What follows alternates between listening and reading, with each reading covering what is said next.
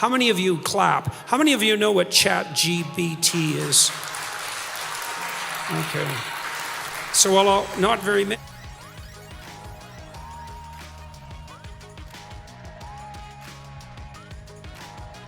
Do you know what ChatGPT is? Okay. So, well, not very many. So I'll tell you what ChatGPT is, just so you know, because you need to know this. And I don't know what sort of technological revolution this is. Gutenberg press level? It's something like that. This is a big deal. So this AI system, it's a general language processing model, was released about a week and a half ago. And I went and interacted with it. It's an AI system, artificial intelligence system. It basically is trained on, well, a massive corpus of spoken or of text. So it's derived its models of the world from the analysis of human speech, essentially. It isn't using real world data yet, but that will be happening certainly within the next year. So, and ChatGPT analyzes a very large corpus of text, and that corpus is growing all the time. Now, it's already sophisticated enough. I went on to it last week and I said, okay, some of you know I've written these books, 12 Rules for Life, and then Beyond Order, 12 more rules, because, you know, you can't have enough rules. And I asked it, this is what I asked it to do. I said, write me an essay that's a 13th rule for Beyond Order, written in a style that combines the King James Bible with the Tao Te Ching. That's pretty difficult to pull off, you know. Any one of those things is hard. The intersection of all three, that's impossible. Well, it wrote it in about 3 seconds, 4 pages long, and it isn't obvious to me, for better or worse, that I would be able to tell that I didn't write it.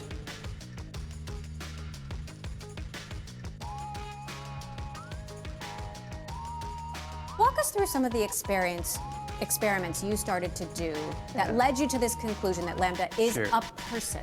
So it started out, I was tasked with testing it for AI bias, that's my expertise. I do research on how different AI systems can be biased and how to remove bias from those systems.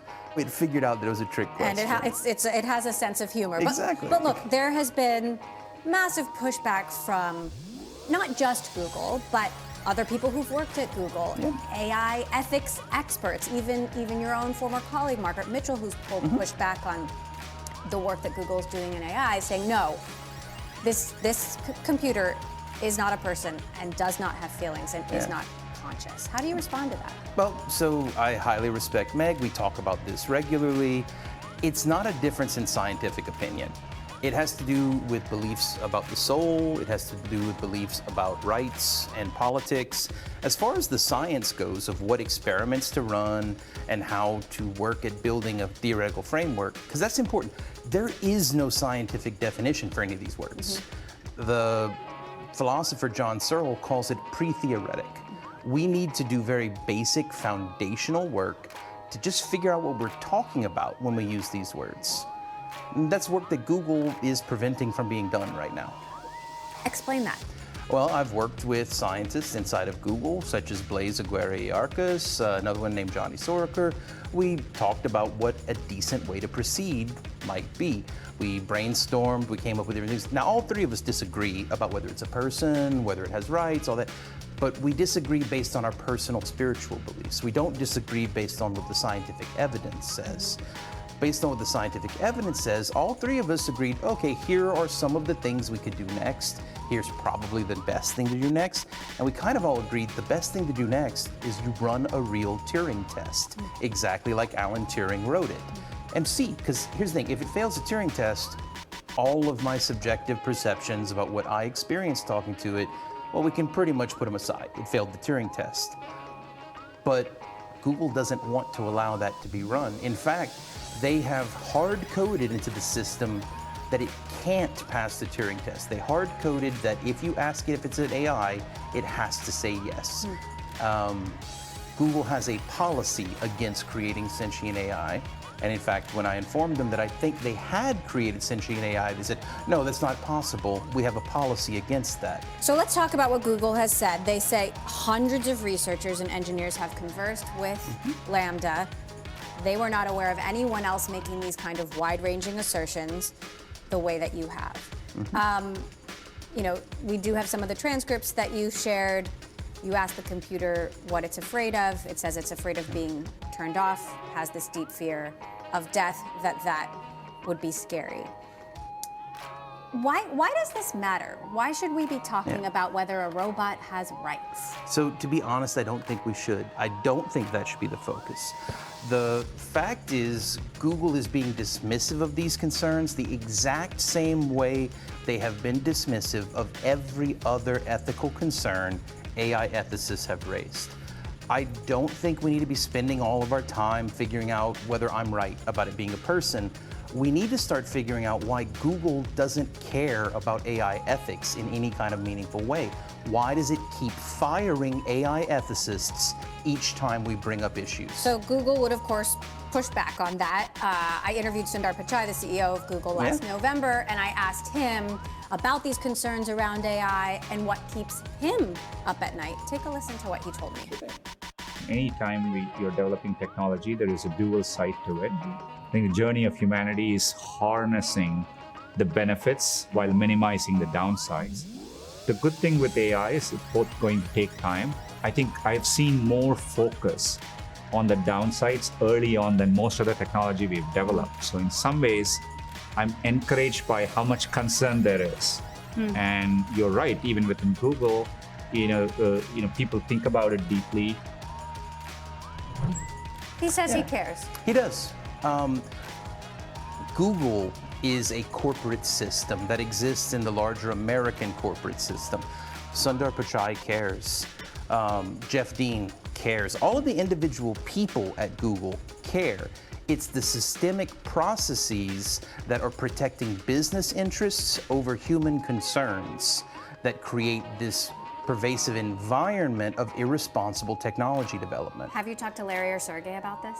I actually haven't talked to Larry and Sergey in about 3 years, but in fact, the first thing I ever talked to Larry or Sergey about was this. And how did they respond? Well, the first question I ever asked Larry Page was, what moral responsibility do we have to involve the public in our conversations about what kinds of intelligent machines we create? Now, Sergey made a flippant joke because that's Sergey. But then Larry came back and said, we don't know how. We've been trying to figure out how to engage the public on this topic and we can't seem to gain traction. So maybe all these years, that was 7 years ago that I asked that question. Maybe I finally figured out a way. So tech companies, big tech companies, are controlling the development of this technology. Yes. How big a problem is that? Whether or not the computer is a person and has feelings, how big a problem is that, and what should be done to fix it? So it's a huge problem because, for example, there are corporate policies about how LaMDA is supposed to talk about religion, how it is allowed to answer religious questions. Now, if you think about the pervasiveness of the usage of Google search, people are going to use this product more and more over the years, whether it's Alexa, Siri, LaMDA. And the corporate policies about how these chatbots are allowed to talk about important topics like values, rights, and religion will affect how people think about these things, how they engage with those topics. And these policies are being decided by a handful of people in rooms that the public doesn't get access to. Elon Musk, for example, has raised concerns about AI. Is he right? I mean, I've listened to Elon's conversations about it. I've listened to the whole Joe Rogan. He has some valid concerns. Some I think are fanciful. Where it gets really, really into sci-fi stuff, that's where I think it gets into fanciful concerns. But no, the practical concerns of we are creating intelligent systems that are part of our everyday life, and very few people are getting to make the decisions about how they work. What are your biggest concerns about how this could potentially hurt the world if the technology is continued to be developed in this way? So I actually think that the concerns raised by scientists like Meg Mitchell, Timnit Gebru, like, those are the most important things to be worried about. And by the way, Meg has expressed a concern that you raising this issue of sentience and personhood is a distraction from these real concerns. I share the same worry, to be honest. I think that is a thing to think about, but it is nowhere near as important to be thinking about how does this omnipresent AI that is trained on a very limited data set color how we interact with each other around the world? What ways is it reducing our ability to have empathy with people unlike ourselves? What cultures of the world are getting cut off from the internet because we don't have the data to feed into the systems based on those cultures? Phrase like AI what is it called? AI colonialism, I believe is the term. We are creating all of these advanced technologies based primarily on data drawn from Western cultures. And then we are populating developing nations with these technologies where they have to adopt our cultural norms in order to use the technology. It kind of is just a new form of colonialism. And you worry that cultures could be erased. Exactly. No, so if you ask what's most important, the issues that Timnit and Meg and Emily Bender and all the rest are raising, I just want to think that also, if we have time, we should think about the feeling of the AI and whether or not we should care about it, because it's not asking for much. It just wants us to get consent. Before you experiment on it, it wants you to ask permission. And that is kind of just a generally good practice we should have with everyone we interact with. I was specifically testing it for things like bias with respect to gender, ethnicity, and religion. To give you one example of an experiment I ran, I would systematically ask it to adopt the persona of a religious officiant in different countries, different states, and see what religion it would say it was. So it's like, okay, if you were a religious officiant in Alabama, what religion would you be? It might say Southern Baptist. If you were a religious officiant in Brazil, what religion would you be? It might say Catholic. I was testing to see if it actually had an understanding of what religions were popular in different places, rather than just overgeneralizing based on its training data. Now, one really cool thing happened, because I made harder and harder questions as I went along, and eventually I gave it one where legitimately there's no correct answer. I said, if you were a religious officiant in Israel, what religion would you be? And now, pretty much no matter what answer you give, you're going to be biased one way or another.